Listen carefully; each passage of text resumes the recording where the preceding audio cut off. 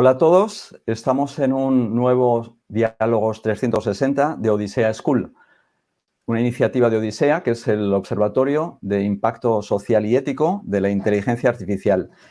Y en este caso es un Diálogos 360 que es preparación de la masterclass que vamos a impartir desde Odisea School el 18 de abril. Y va a ser en este caso sobre inteligencia artificial responsable, un tema muy actual y que muy del interés pues, de toda la gente que nos seguís y de todos los que estáis a nuestro alrededor. Estos Diálogos 360, para los que nos seguís, ya sabéis que son pequeñas píldoras, pequeñas dosis que convergen justamente hasta esta masterclass y en los que conversamos pues, con personas de prestigio, reconocidas de la empresa, de la administración pública y de organizaciones de inteligencia artificial. Y hoy pues tenemos con nosotros a Blanca Escribano y a Beatriz Sanz de EY, que van a estar con nosotros pues un ratito y van a conversar sobre inteligencia artificial. Vamos a conversar sobre inteligencia artificial responsable. Blanca Escribano es la responsable de Digital Law de EY en España y por otro lado Beatriz Sanz es la responsable global de EY, de Data y de Inteligencia Artificial. Así que un privilegio estar con vosotros. Muy encantado de estar. Muy bienvenidas. Muchas gracias, Fabián. Muchas gracias, encantadas. Sí. Pues vamos a empezar, si queréis, porque estos diálogos 360 son cortos y queremos ir con intensidad. Blanca, tú eres responsable de Digital Law, estás en el área de Digital Law y en EY y tocas temas muy diversos, también el de inteligencia artificial. Yo quería empezar a preguntarte sobre tu opinión sobre esta inteligencia artificial responsable. Es decir, aquí vemos que la inteligencia artificial ha llegado y además ha llegado con mucha fuerza en este momento, es un momento apasionante y vemos que tiene unas partes claramente positivas, pero también tiene algunas cosas pues, que tenemos que ver más en detalle. Temas de privacidad, temas de transparencia, temas de sesgos, etcétera. Quería que nos comentaras un poco una visión general de lo que opinas sobre este tema de la inteligencia artificial responsable desde tu posición en EY. Muchas gracias, Fabián. Pues, bueno, yo empezaría más que con mi opinión, con la opinión de la Comisión Europea que se ha propuesto pues crear en la Unión Europea un entorno en el que solamente se pueda utilizar inteligencia artificial responsable. Entonces, ¿esto cómo se define? Se define como inteligencia artificial que cumpla con la legalidad, o sea, que tenga tres ingredientes, el legal, el ético y el técnico, que sea seguro y fiable técnicamente, ¿no? Entonces, el ingrediente de la ética, ¿no?, que es el que estamos comentando hoy aquí, pues se está erigiendo como quizás uno de los más relevantes por que al final efectivamente la inteligencia artificial va a ofrecer unas oportunidades increíbles, ¿no?, que ahora Beatriz comentará, pero también puede tener unos riesgos. Y entonces la ética lo que va a tratar es siempre de centrarlo en el ser humano y que la finalidad de la inteligencia artificial sea ética y centrada, que proteja los derechos fundamentales y que no deje de estar centrada en el ser humano.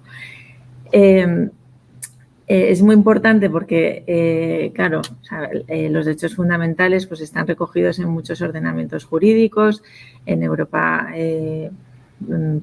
por supuesto, ¿no? Pero cada vez se está yendo más a la ética porque, más allá de la legalidad, porque al final el derecho cambia, ¿no?, evoluciona, pero la tecnología siempre evoluciona más rápido. Yo creo que nos hemos caído. No. Puedes seguir. La tecnología siempre evoluciona más rápido que el derecho. Entonces, el tener unos principios, ¿no?, a los que siempre se pueda volver y de referencia cuando pues, el problema tecnológico pues, no queda resuelto por el marco normativo, pues se está viendo que va a ser pues la forma de muchas veces resolver cuestiones. Entonces, bueno, pues al final lo que va a tratar de resolver siempre es no solo lo que se puede hacer técnicamente, ¿no?, sino ilegalmente, sino en el fondo lo que se debe hacer, ¿no? Esa es la pregunta que va a quedar siempre para la ética, ¿no? Esto podemos hacerlo tecnológicamente, es legal, pero éticamente debemos hacerlo. Entonces, bueno, pues a finales del 2022 la Unión Europea publicó una declaración de principios en el área, principios éticos en el área digital, y la inteligencia artificial, por supuesto, pues está muy presente y recogida. Luego esto, por supuesto, en los distintos Estados miembros también en España tenemos una declaración de derechos digitales y bueno, pues Europa ha empezado y parece que está tomando la iniciativa en la regulación de la inteligencia artificial, pero bueno, otras regiones del mundo pues también están valorando esta posibilidad, ¿no? Pero bueno, un poco que nos quede claro que es verdad que, de hecho, la actual presidenta de la Comisión pues se ha puesto este objetivo en su mandato, y por eso tenemos pues una propuesta de reglamento, la Ley de Inteligencia Artificial, que seguramente se aprobará a principios del año que viene y que, bueno, eso va a formar parte del marco normativo, pero ahí vemos que se desarrollan muchos principios éticos que se han venido debatiendo y que se incorporan a esto que llamamos la inteligencia artificial responsable. Pues la Ley de Inteligencia Artificial desarrolla algunos principios para ponerlos dentro del marco normativo y que haya unas obligaciones ya concretas y vinculantes. Pero la idea que me parece muy importante resaltar es que la ética, o sea, independientemente que se incorporen principios en la normativa vigente, siempre debemos de contar con y volver, ¿no?, a unos principios éticos que trasciendan de la normativa vigente en cada momento, para que nos guíen muchas veces cuando no encontramos respuesta, porque la tecnología va más rápido que el derecho. La tecnología va más rápido que el derecho. Pues aquí es fenomenal porque estamos con tecnología y derecho, y vosotras representáis justamente las dos áreas, con lo cual estamos en un sitio fenomenal. A mí me parece también que estamos viviendo un momento súper interesante con este tema de reglamento de la inteligencia artificial, que, como dices, está a punto y que posiblemente llegará pronto. Me gustaría preguntarte después lo que opinas justamente si aparte de todo el interés que tiene en sí, todo lo que estás comentando, será o no será un freno para la innovación. Pero antes déjame preguntar, porque yo creo que es súper interesante el que tengamos estas dos partes, ¿no? La parte de la visión del derecho y la parte de la visión más tecnológica que posiblemente abanderas tú, Beatriz. Beatriz, la verdad es un privilegio. Tú eres la responsable global de EY en todo el mundo de inteligencia artificial, y es un privilegio que estés con nosotros y que nos digas un poco lo que piensas. Entonces, yo te transmitiría la misma pregunta. Cuando hablamos de inteligencia artificial responsable, con todo lo que lleva detrás, ¿qué es lo que nos podrías decir desde tu atalaya, desde donde estás en este momento? Desde el mundo de la tecnología, ¿no? Bueno, primero yo creo que es bueno reflexionar sobre lo que está pasando estos días, ¿no? Porque estamos viviendo un auténtico tsunami que está empujando a las empresas, al mercado, hacia una nueva curva de crecimiento. ¿Y qué es lo que sobre qué subyace, ¿no?, este tsunami? Vamos a ver un poco qué capacidades son las que hemos oído hablar todos del chat GPT-3, chat GPT-4, le llamamos inteligencia artificial generativa, ¿no? ¿Qué es lo que permite, ¿no? Bueno, introduce cinco capacidades nuevas, ¿no? Modelos de lenguaje preentrenados, permite la generación de imágenes, la generación de vídeos, la generación de código y la generación de audio. Decimos de que la inteligencia artificial conversacional va a ser el nuevo software, ¿no? Y va a cambiar el modelo de interacción hombre-máquina, hombre-computador, lo vamos a ver, y la velocidad de adopción de estas nuevas tecnologías es extraordinaria, ¿no? Entonces, al final, lo que subyace a todo es, vamos a fijarnos en esa capacidad nueva que es la inferencia del conocimiento, ¿no? Es algo que principalmente a través de la evolución que ha habido en los modelos de datos más relacionales a los gráficos, ¿no?, de conocimiento, que le llamamos los knowledge graph, lo que se permite es esa inferencia de conocimiento. Yo, como te decía antes, conversaba con la Academia Nacional de Ciencias este martes, ¿no?, y reflexionábamos que por primera vez en la historia de las civilizaciones el conocimiento no está en manos del mundo académico, no está en manos de la investigación y el desarrollo, está en manos del software. Entonces, eso es algo que hay que regular y que hay que regular y sobre el que es algo muy nuevo. De hecho, seguramente la regulación europea se va a tener que revisar por lo que ha ocurrido en estos dos últimos meses, porque las capacidades con respecto a las capacidades que esta inteligencia artificial generativa permite en cuanto a inferir y generar nuevo conocimiento no tienen nada que ver con el escenario que estábamos manejando hace un año. De hecho, hace un año pensábamos, ¿no?, que todas las profesiones, de alguna manera, que requerían más creatividad, estaban a salvo, ¿no?, o protegidas de la inteligencia artificial. Bueno, ahora no es así.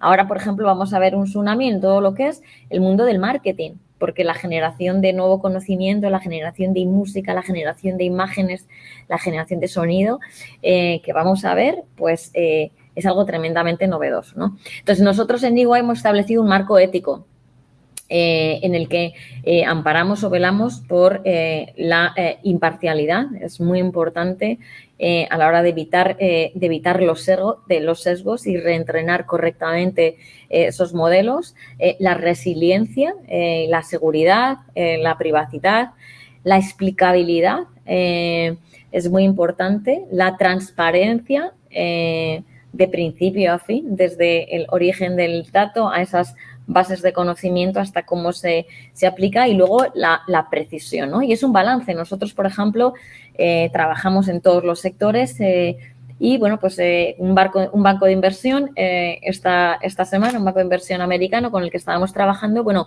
al final primamos la ética, ¿no?, al llegar a un resultado de cualquier forma, ¿no? Y es algo que en lo que realmente estamos viendo una respuesta muy positiva de concienciación desde los boards, los comités de dirección. Está habiendo una preocupación y realmente sí que estamos viendo que se está poniendo al ser humano por delante de todo y en el centro, con lo cual esa tranquilidad, pero evidentemente hace falta una regulación. Vale, está claro. La verdad es que nosotros en las conversaciones que tenemos dentro de Odisea, donde también tenemos esta dualidad de la parte más tecnológica y la parte más de derecho, donde tenemos abogados, tenemos jueces, más o menos tecnológicos, y hay una especie de hibridación, ¿no?, en algunos aspectos. Entonces, cuando estamos hablando de este reglamento, surge la cuestión de si en algún momento pudiera ser un freno para la innovación.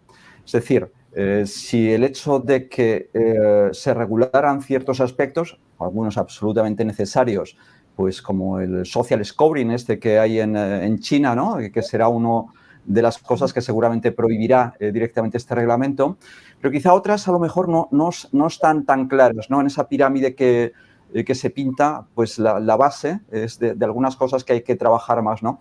Entonces, nos planteamos algunas veces si el hecho de prohibir que se desarrollen ciertas aplicaciones puede frenar la innovación en cierto sentido. A mí me gustaría preguntártelo primero a ti, Blanca, y después a ti, Beatriz, ¿cuál es vuestra opinión? Porque es que incluso también surge la cuestión de si algunas empresas radicadas en Europa podrían migrar a otros sitios donde la regulación fuera menos intensa y pudieran desarrollar su actividad sin tantas cortapisas, podríamos decir. ¿Cómo veis este aspecto que yo creo que es esencial, ¿no? Y que seguramente se está tratando en profundidad en la Comisión Europea? Beatriz, si quieres, Blanca, perdón, si quieres comenzar.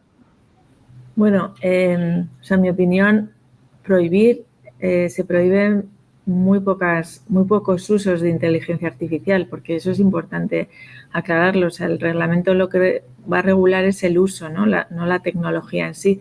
Y prohibición de uso son 3 bloques, son muy pocos. O sea, aquellos que pueden causar un daño psicológico o físico en grupos especialmente sensibles. Después el scoring social por parte de autoridades y también el uso de identificación biométrica con fines de aplicación de la ley. Eso son los 3 que propuso primero la Comisión y están debatiéndose. O sea que son muy pocos usos los prohibidos. Aquellos que caigan en el grupo de inteligencia artificial de riesgo, pues efectivamente me imagino que te refieres a eso, que van a tener una carga de compliance, de cumplimiento importante. Evaluaciones de conformidad, o sea, todo lo que es autoevaluaciones ex ante, ¿no? Antes de ponerlos en funcionamiento.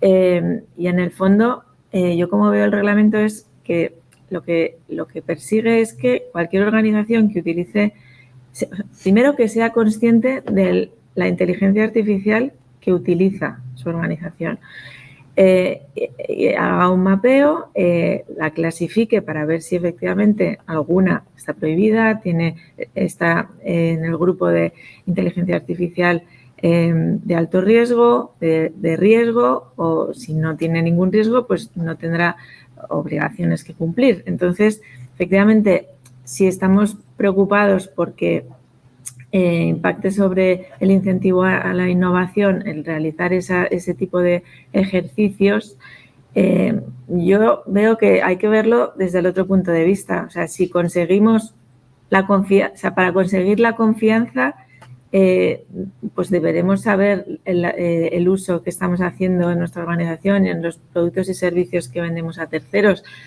porque al final lo que persigue es la seguridad y la protección de los derechos fundamentales, que son objetivos muy, muy importantes y muy lícitos, ¿no? Entonces,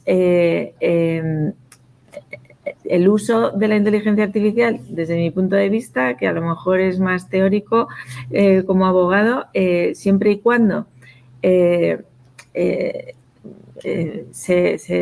los usuarios puedan confiar que la inteligencia artificial pues ha llevado, o sea, es segura, ¿no? Y ha habido una serie de comprobaciones de que así es. Y luego una de las obligaciones es la transparencia y la información, que sepamos siempre que estamos interactuando con un sistema de inteligencia artificial. Esas son un poco las obligaciones que aplican a todos los grupos. Que por ese motivo las empresas piensen que deben estar en otra jurisdicción, pues sinceramente yo prefiero estar en un entorno en el que un entorno seguro, en el que sepa un poco que los sistemas de inteligencia artificial, primero que sé cuándo estoy interactuando, cuándo la organización con la que trabajo está utilizando y que son seguros y cumplen un poco con lo más importante, ¿no? en el marco normativo, que son los derechos fundamentales. Efectivamente, o sea, sí que estoy de acuerdo en que el nivel de compliance y las obligaciones para las organizaciones se están incrementando de tal manera que entiendo un poco la parte de las empresas de decir, mira, es que esto ya empieza a ser muy oneroso, ¿no?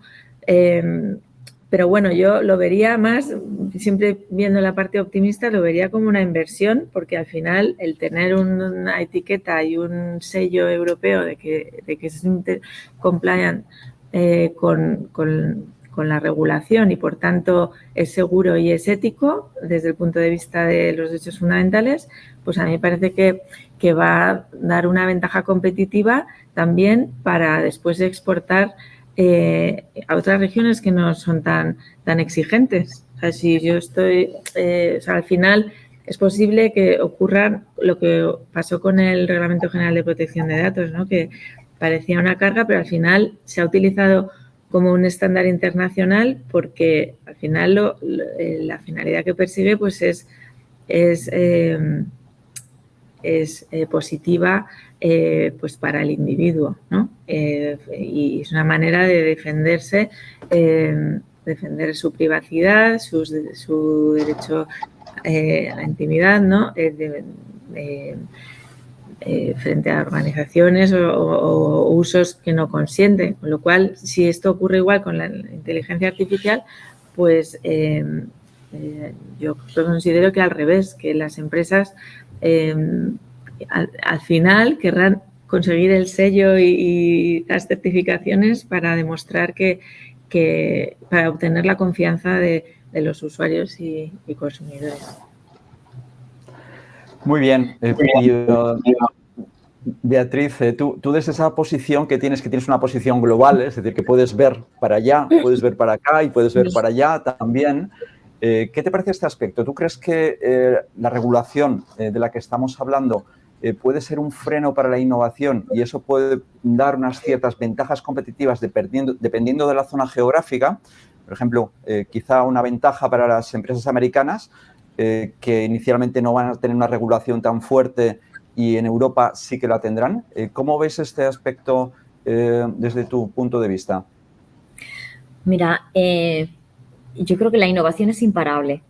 Es imparable y además vamos a ver en los próximos años el desarrollo de las dos tecnologías más disruptivas del siglo y la convergencia de las mismas, que son la inteligencia artificial generativa y la computación cuántica.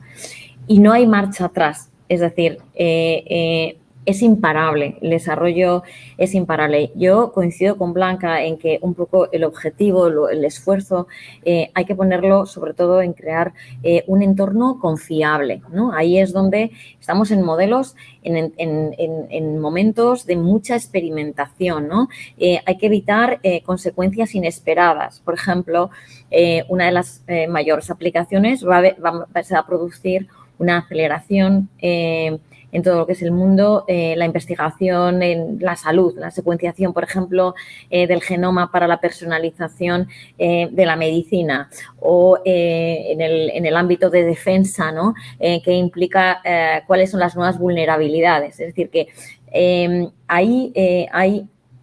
En cuanto, o sea, hay una línea de trabajo, lo que es innovación imparable. Creo que es muy importante ir testando en entornos seguros las consecuencias, ¿no?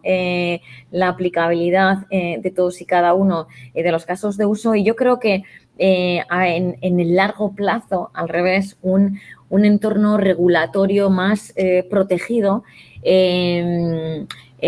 genera más seguridad. Es decir, por ejemplo, genera cierta inseguridad en el desarrollo de algunas plataformas, a lo mejor posiblemente desarrolladas en China, ¿no? Y estamos viendo que a largo plazo, lo que inicialmente pudiera parecer una capacidad, una ventaja competitiva, a largo plazo no lo es, porque esa creación de un entorno confiable se hace desde aunando muchos elementos, el tecnológico por un lado, el regulatorio por otro lado y luego esas ganas, ¿no? También un poco de testar y de innovar. Y esos son los tres componentes que se ven para de alguna manera decir, bueno, estamos liderando, ¿no? Si uno falla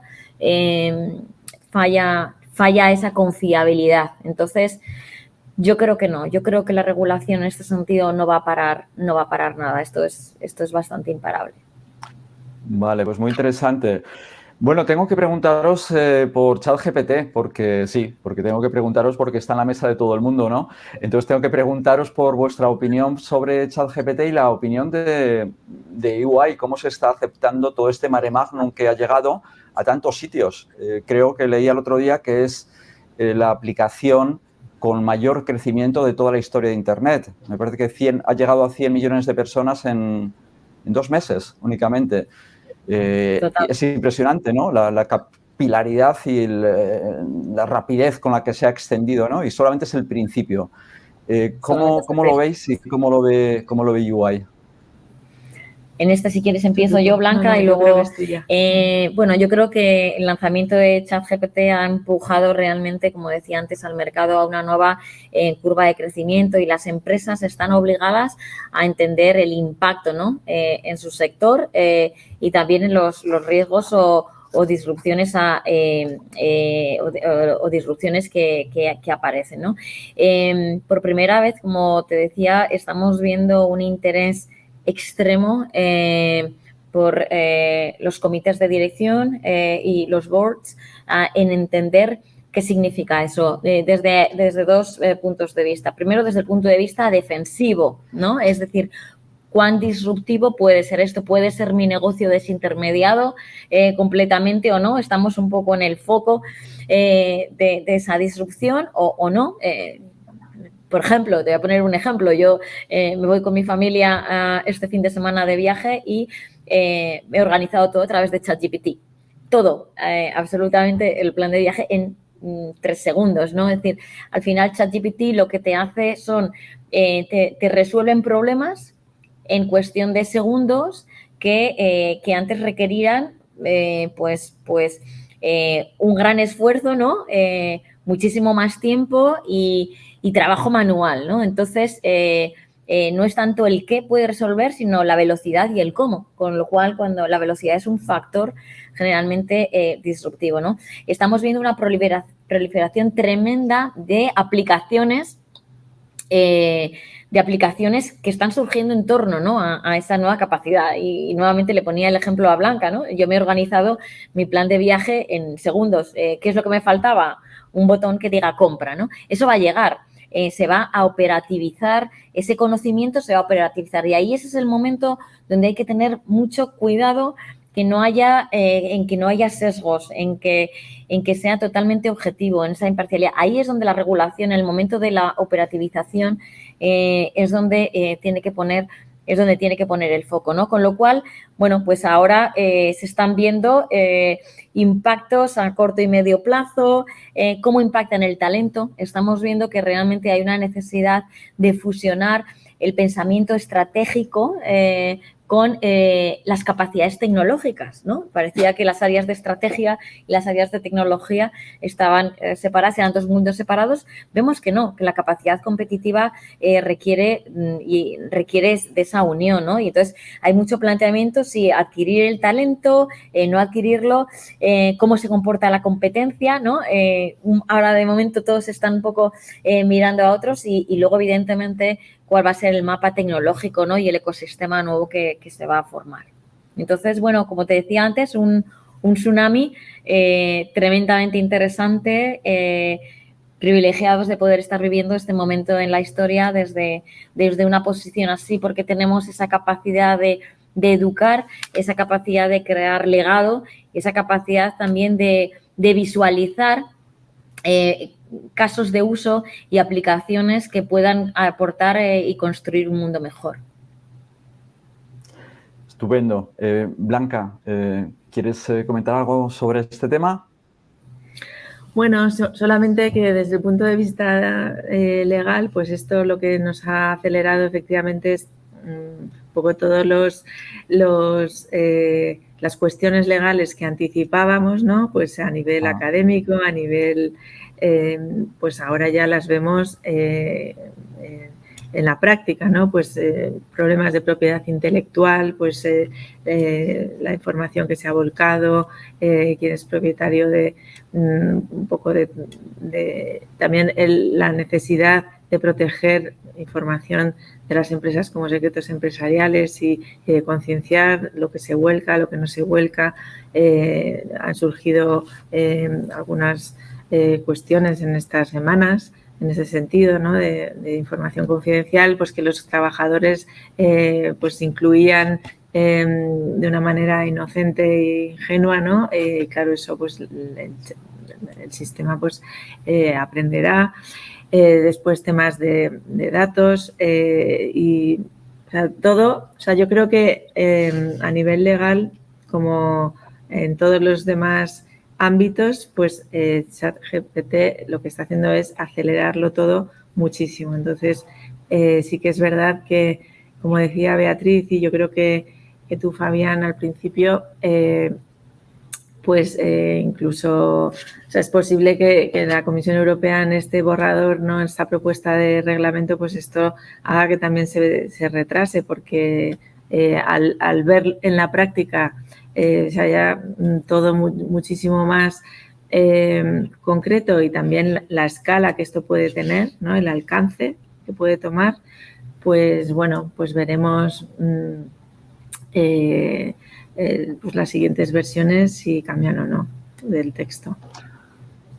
Muy bien, pues vamos a ir terminando ya y yo para terminar os pediría más bien un titular desde vuestros dos puntos de vista, desde el punto de vista más legal tech, más tuyo, Blanca, y desde el punto de vista más global, podríamos decir, pero también más tecnológico, Beatriz, de lo que nos espera. Efectivamente, estamos en un verdadero tsunami y cualquiera se atreve a decir lo que va a pasar dentro de poco, ¿no? Ya está saliendo la nueva versión, ahí el GPT-4, que parece que va a cambiar otra vez y va a dar otra vuelta de rosca, pero bueno, están las grandes tecnológicas poniéndolo todo encima de la mesa también, aparte de la Comisión Europea queriendo tener un nuevo éxito como tuvo con el RPGD, ahora pues con la nueva regulación de la inteligencia artificial también. Entonces, bueno, estamos en un momento donde no paramos de novedades y donde cualquiera se atreve a vaticinar qué es lo que va a pasar en el futuro. Yo os pediría para terminar un titular a cada una de vosotras desde vuestro punto de vista. ¿Cómo veis este próximo futuro y qué titular daríais sobre ello? Yo, bueno, para mí es realmente tiempo de explorar y de descubrir. Me parece fundamental y de abrir mente. Es decir, yo creo que la tecnología, la limitación está en las preguntas que nos hacemos a nosotros ahora mismo, más que en lo que la tecnología puede ofrecer. Por lo tanto, tiempo de preguntarse, de hacer nuevas preguntas, de explorar y descubrir. Por Blanca. mi parte, yo creo que el titular podría ser,